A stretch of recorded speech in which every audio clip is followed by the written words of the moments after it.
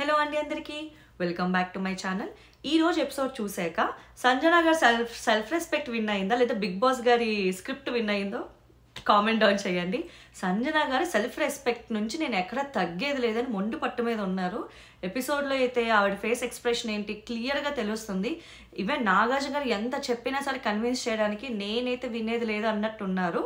And ఏమంటారు, ఇప్పుడైతే ఒక క్లిప్ ఇన్స్టాగ్రామ్లో గట్టా వైరల్ అవుతుంది, ఇప్పుడే చూడడం జరిగిందనమాట. ఇంతకుముందు సంజన గారు హిందీ బిగ్ బాస్లో, హిందీయో మరి ఎక్కడ హిందీ బిగ్ బాస్ అనుకుంటున్నాను, అందరూ హిందీలో కన్వర్జేషన్ ఉన్నది. అందులో కూడా ఒక కంటెస్టెంట్ని ఇట్లానే క్యారెక్టర్ అసెసినేషన్ చేశారు. గర్పే దో హే బాహర్ చార్ హే అని చెప్పి ఒక వీడియో వైరల్ అవుతుంది. అది ఆ మాట ఆవిడే చెప్పింది అని. సో ఇట్లాంటి వీడియోస్ అన్నీ పెట్టి ఆవిడ గురించి ఎంత చెప్పినప్పటికీ కూడా ఆ షోలో చూస్తే అర్థమైపోయి ఉండొచ్చు బయట ఏం జరుగుతుందో అనవసరం. నేను నా సెల్ఫ్ రెస్పెక్ట్ నేను చెప్పిన మాట తగ్గేదే లేదని చెప్పి ఆవిడ అసలు మొండి పట్టుదలగానే ఉన్నారు.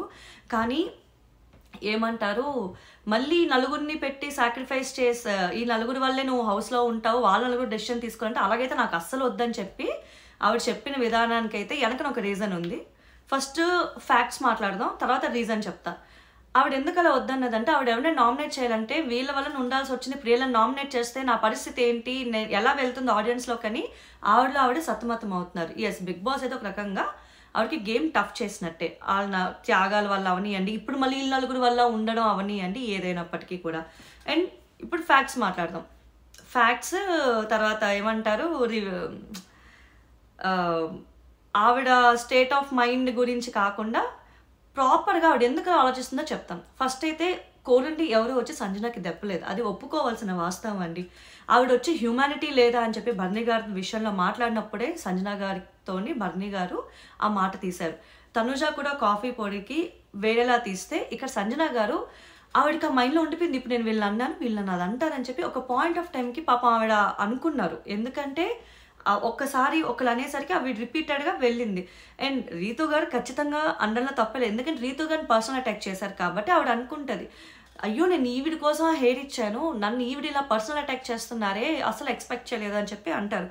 సో ప్రతి ఒక్క సందర్భంలో కూడా సంజన గారి కంటే కూడా సంజన గారు కొంచెం ఏదైనా మాట అనడమో లేదా ఏమంటారు ఎవరినైనా వెళ్ళి వాదోపవాదంలో అనడమో జరిగింది, అవతల మనిషి అనడమే జరిగిందే కానీ ముందే వచ్చి మా వల్లే మీరు ఉన్నారని ఏ రోజు ఆవిడ మొహం మీద ఎవరు అనలేదు. ఇంకా బ్యాక్ సైడ్లో అసలు ఆవిడ కోసం ఇంత త్యాగం చేశాం కదా ఆవిడ ఏంటి అని చెప్పేసి ఎవరికి అర్థం కాలేదు. అండ్ సుమన్ శెట్టి గారు నించోబెట్టినప్పుడు బ్యాక్ స్టాబింగ్ అది సంజన గారు అని చెప్పి అంటారు. సుమన్ శెట్టి గారికి సంజన గారి మీద ఒక పగ ఉండిపోయిందండి, అది ఏంటో అన్నది ఆయనకి ఆవిడకే క్లారిటీ ఉండాలి. సో సెల్ఫ్ రెస్పెక్టా బిగ్ బాస్ అంటే నేను సెల్ఫ్ రెస్పెక్టే అని చెప్పి బల్ల గుద్ది సెల్ఫ్ ఎలిమినేట్గా రెడీ అయిపోయారు. కన్విన్స్ ఒక రకంగా బిగ్ బాస్ వద్దొద్దు నువ్వు వెళ్ళకని ఉంచినట్టే అనిపించింది ఎపిసోడ్ చూస్తే మాత్రం. అందులో అయితే నో డౌట్, ఎందుకంటే నేనేం తప్పుగా అనలేదన్న భావంతోనే ఆవిడ ఉన్నారనమాట. సో ఆవిడకి అక్కడ ఎలా అనిపించిందంటే నేనైతే త్యాగంతో ఉండేది లేదు అని చెప్పి ఫిక్స్ అయిపోయారు. అండ్ రెండోది, సారీ ఆడియన్స్కి చెప్పించడం కానీ ఇమాన్యువల్ నించోవడం కానీ సంజన గారు ఎక్కడో ఇమాన్యువల్ గారు కూడా ఆవిడ వైపు స్టాండ్ తీసుకోలేకపోయారు. ఎందుకంటే నాతో ఇంత క్లోజ్గా ఉండే మనిషి, నాకు సపోర్ట్ చేసే మనిషి నాకు ఎందుకు స్టాండ్ తీసుకోలేదని ఆవిడ కుమిలిపోతున్నారు. ఎందుకంటే హౌస్లో ఆవిడ కార్నర్ అయిన ఫీలింగ్ ఆవిడకు ఉంది. సంజన గారికి అయితే ఇమాన్యువల్ ఎంత క్లోజో మనందరికీ తెలుసు. ఇమాన్యువల్ లేపి అడిగిన ప్రతిసారి, ఇమాన్యువల్ చెప్పిన ప్రతిసారి సంజన గారు కుమిలిపోయారు అన్నట్టయితే ఫేస్లో ఎక్స్ప్రెషన్ తెలుస్తుంది అన్నమాట. చూద్దాము, ఇప్పుడు ఇంకా ఇమాన్యువల్తో కూడా కొంచెం ఆ కార్నర్ అనేది వచ్చింది కాబట్టి మరి నెక్స్ట్ ఏం జరుగుద్దో వెయిట్ చేసి చూడాలి. అండ్ కళ్యాణ్ అండ్ డీమన్కి కళ్యాణ్కి జస్ట్ వార్నింగ్ ఇచ్చారు, ఎలాంటి రెడ్ కార్డ్స్ లేవు. నేను చెప్పాను ఆల్రెడీ ఒక వీడియో చేసి, ఏం రెడ్ కార్డ్స్ ఎవరు ఎల్లో కార్డ్స్ ఎవరు, వార్నింగ్ ఇచ్చి వదిలేస్తారే తప్ప అంతకు మించి ఉండదని నేను చెప్పాను. అలానే జరిగింది, ఆ ప్రీవియస్ వీడియోలో నేను చెప్పడం జరిగింది.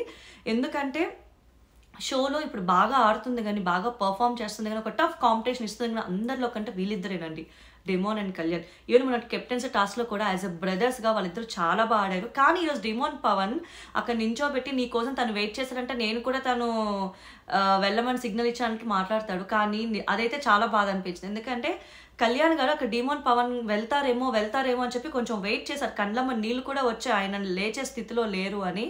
కానీ డీమన్ పవన్ అది ఎందుకు గమనించుకోలేదో, తర్వాత వీళ్ళందరూ చెప్పినా అర్థం కాలేదో, లేదా అసలు ఎవరు మాట్లాడుకోలేదా అన్నట్లు అనిపిస్తుంది అనమాట.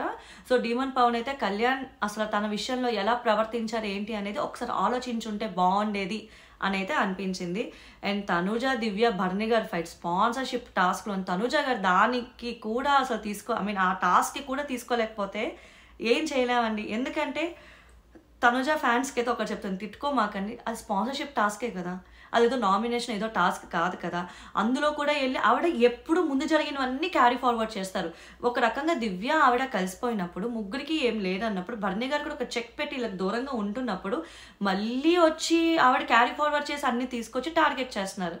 ఒక రకంగా చెప్పాలంటే ఇందులో అయితే తనుజ గారిదే మిస్టేక్ అనిపించింది. దివ్య క్లియర్గా ఉంది, అరే ఇది స్పాన్సర్షిప్ టాస్కే కదరా అని చెప్పి ఆవిడ ఎంత నీట్గా మాట్లాడిందో. కబ్బే ఏమంటారు, తనుజ గారికి అసలు ఎక్కనే ఎక్కలేదు. ఈవెన్ మొన్న టాస్క్లో కూడా దివ్యాన్ని పొడవమనే ఇచ్చిందనమాట. తనుజ గారు ఎక్కడో బయట పడకుండా పగని మనసులోంచి తీసుకెళ్తున్నట్లయితే నాకు అనిపించింది.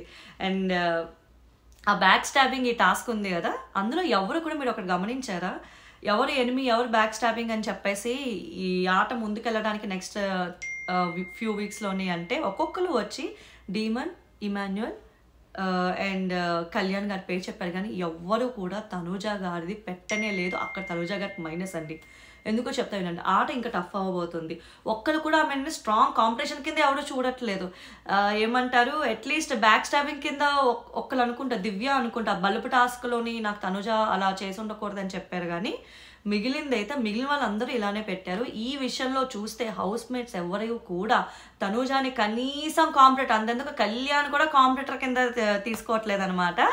సో ఇప్పుడు చూడాలి, హౌస్ మేట్స్ వాళ్ళకి తెలీదు బయట క్యాలిక్యులేషన్ ఎట్లా ఉంది అని. బయట అంతా తనుజ వర్సెస్ కళ్యాణ్, అంటే తనుజ విన్ అవుతారని కొంతమంది, కళ్యాణ్ విన్ అవుతారని కొంతమంది, గట్టిగా ఆర్మీలో క్లబ్బులు ఫ్యాన్స్ క్లబ్బులు ఫామ్ అయిపోయి చూద్దాం ఏం జరుగుద్దో. ఇప్పటికైతే నా హానెస్ట్ రివ్యూ అండి ఎపిసోడ్ మీదన, ఈ రోజు అయితే బిగ్ బాస్ విన్ అయ్యాడు, సంజన విన్ అయ్యాడంటే నేను సంజనాయే విన్ అయింది అంటాను. సెల్ఫ్ రెస్పెక్ట్లో ఆవిడ తగ్గలేదు. బయట ఎవరు ఏమనుకున్నా అనవసరం, ఇంట్లో ఏమనుకున్నా అనవసరం, నాకైతే ఇది చాలా ఎఫెక్ట్ అవుతుంది అని చెప్పి ఆవిడ క్లారిటీ వచ్చి వెళ్ళిపోతా, అంతేగాని నేను మాత్రం సారీ చెప్పే ప్రసక్తే లే అని చెప్పి ఆవిడ ఒకే మోనార్క్ స్టేట్మెంట్ కింద కూర్చున్నారనమాట. సో బాగుంది. ఈరోజు ఆల్మోస్ట్ ఒక 40 minutes ఎపిసోడ్ అంతా సంజన గారేనండి. సంజన గారికి ఏమంటారు, ఒక రకంగా బిగ్ బాస్ ఆ త్యాగాలు ఏవి చేసి ఉండకపోతే ఆవిడ గేమ్ ఈజీ అయ్యి ఉండేది. ఈ రోజు కూడా నలుగురి వల్ల ఉండిపోతాను అని చెప్పి ఆవిడ ఒప్పుకుని ఉంటే అది ఇంకా భారీ పడేది. ఆవిడ చాలా తెలివైంది. ఇలా అయితే మాత్రం నన్ను ఉంచమాకండి అని చెప్పి మొహమే చెప్పారు. ఇది నా హానెస్ట్ రివ్యూ అండి.